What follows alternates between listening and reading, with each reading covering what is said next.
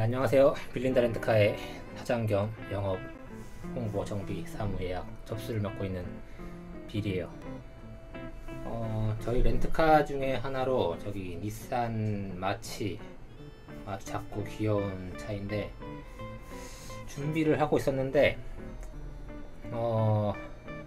이거는 제가 그 차를 사기 전에 자세히 알아보지 않았기 때문이기도 하지만 렌트카로 쓰기에 좀 안 좋은 점이 몇 가지 있어가지고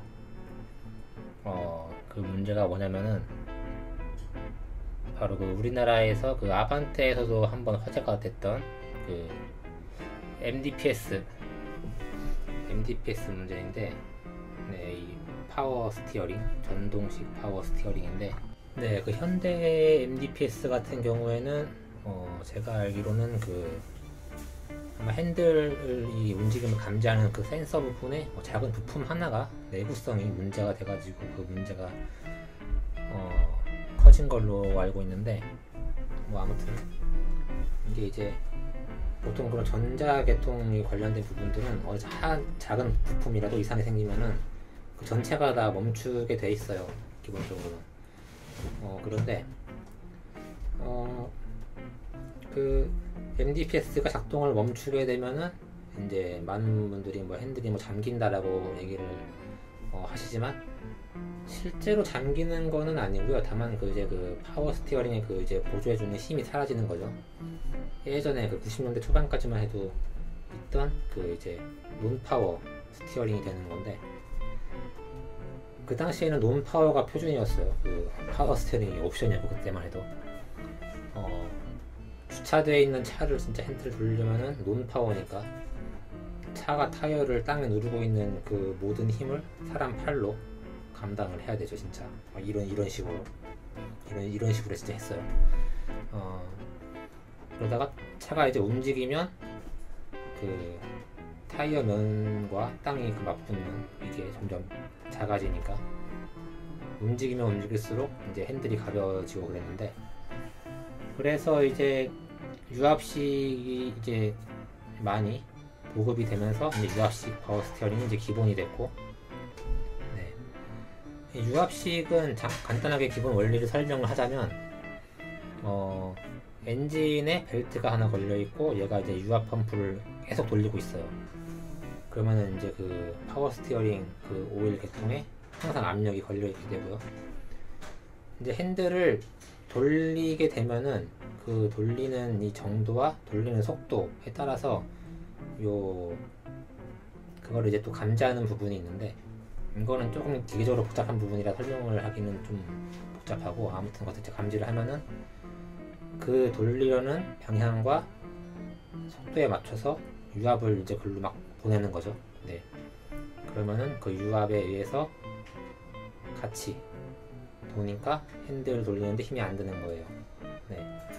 이거를 이제 그 유압 계통을 다 없애버리고 모터를 다른 게 이제 지금 쓰는 전동식 파워 스티어링인데,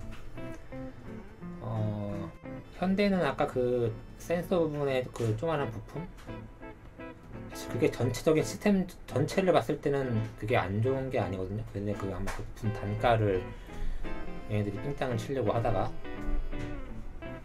그 일이 더 터진 것 같은데, 그렇게 하지 않는 이상 사실 요즘 쓰이는 차들에 들어가는 그 전동식 파워 스티어링 시스템은 사실 큰 문제가 일어날 일이 별로 없어요. 물론 고장이나 뭐 불량 같은 거야 뭐 다 있기는 있지만, 그런데 제 닛산 마치는 그 파워 스티어링을 제어하는 컴퓨터 자체가 문제가 있어요.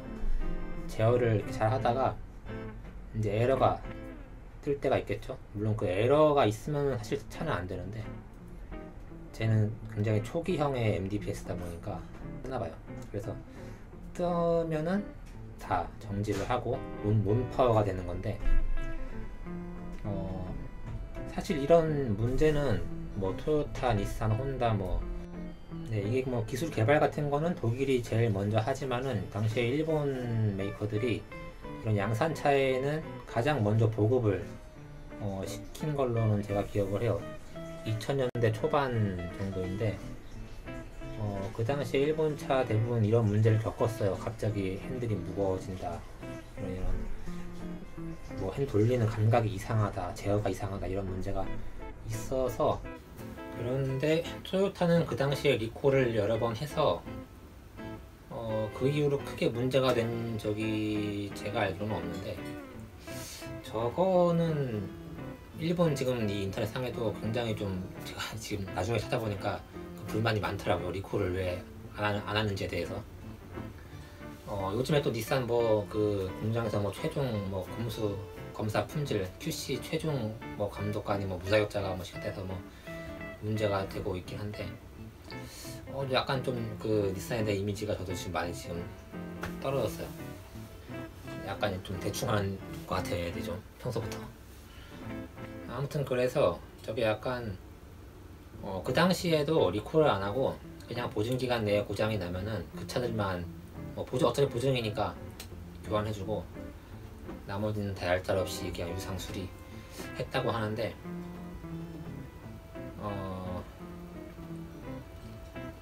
아무튼 그래서 저거를 그러니까 언제 작동이 정지할지를 몰라요. 특히 저런 전동식 같은 경우에는 전혀 뭐 그런 고장 나기 전에 옛날 차 좋아하는 사람들, 유압식이나 기계식 좋아하는 사람들이 그걸 왜 좋아하냐면은, 얘네들은 물론 기본적으로 엄청 튼튼하고 신뢰도가 높긴 하지만은 고장 날 때가 되면은 그 감이 와요. 약간 이게 느낌이 달라지고 작동이 뭔가 좀 그런 게 있는데, 전동식 요즘에 그 컴퓨터로 다 제어하는 그런 애들은 갑자기 그냥 꺼져요. 그래서 저 차를 렌트로 하기가 안 될 것 같아요. 뭐 그냥 제가 그냥 타는 거면은 뭐 꺼져도 아니까 대처를 하겠지만은. 그래서 제가 아니고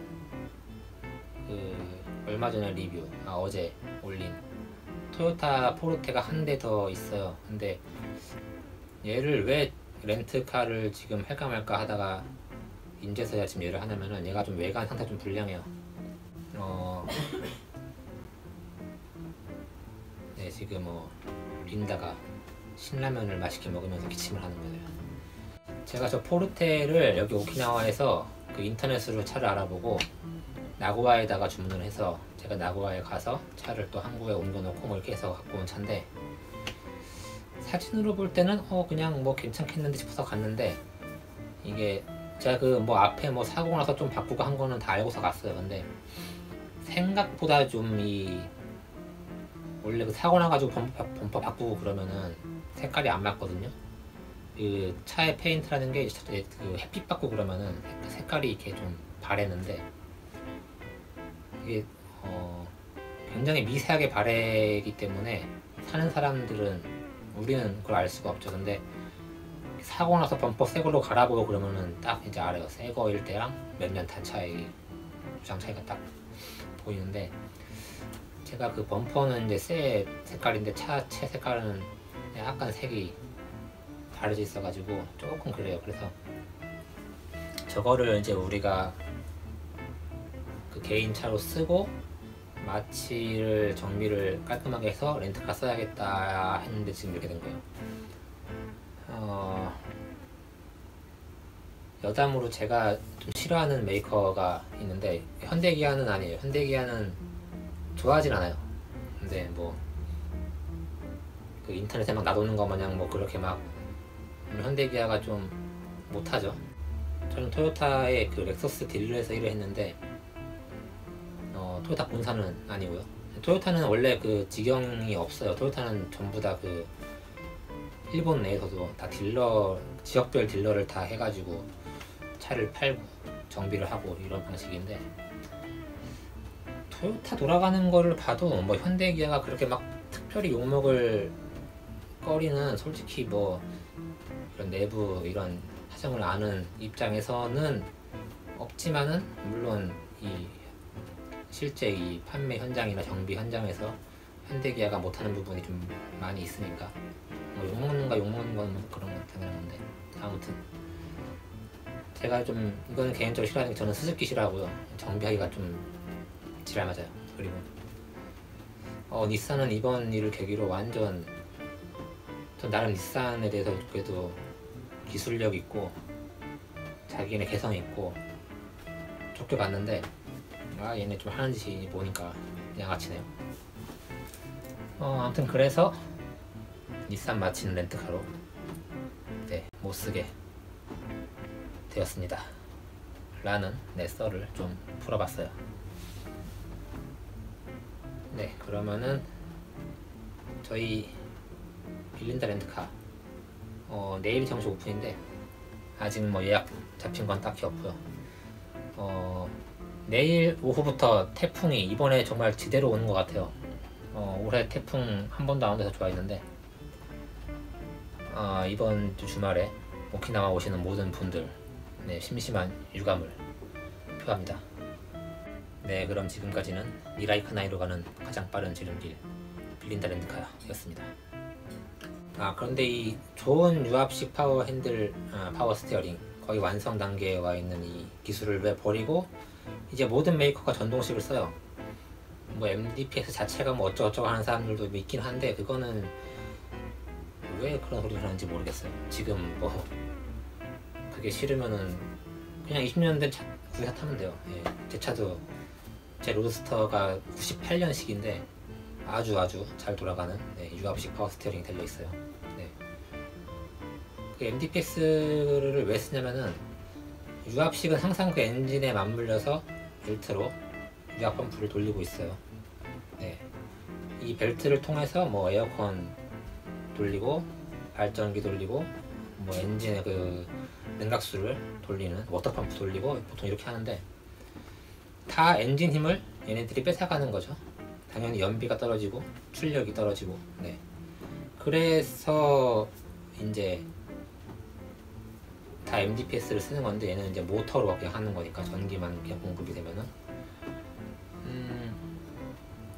솔직히 지금 그 아반떼 케이스가 좀 특이한 케이스인데 그거는 부품 하나 내구성이 문제가 돼가지고 전체가 작동을 멈추는 그런 케이스지 지금 쓰이는 이 파워 스티어링은 그렇게 막 부품 단가 아끼다가 좀 픽셀하는 거 빼면은 사실 문제가 없어요. 요즘 뭐 고급차에 들어가는 그 전동식 파워 스티어링은 솔직히 뭐 핸드 돌리는 감도 몰라요. 이게 뭐 유압식인지 뭔지 그 특유의 약간 좀 가벼운 느낌이 있기 때문에 전동식이겠거니 그런 거는 물론 있지만 핸들링 감각이라든가 그런 거는 뭐 MDPS라고 깔 요소는 없어요. 진짜 솔직히 말해서 지금 그 쓰이는 그 기계들이 기본적으로 뭐 신뢰도나 안전성에서 문제가 있는 그런 수준도 아니고요. 현대가 좀 특이한 거였어요. 그건 아무튼 조금 더 여담을 풀자면은 그래서 지금 그 특히 토요타의 하이브리드가 그런데 프리우스에 들어가는 그 1.8L 하이브리드가 토요타의 하이브리드 중에서는 제일 그 연비로 그 특화된 파워트레인인데 토요타의 하이브리드가 지금 종류가 굉장히 많아요.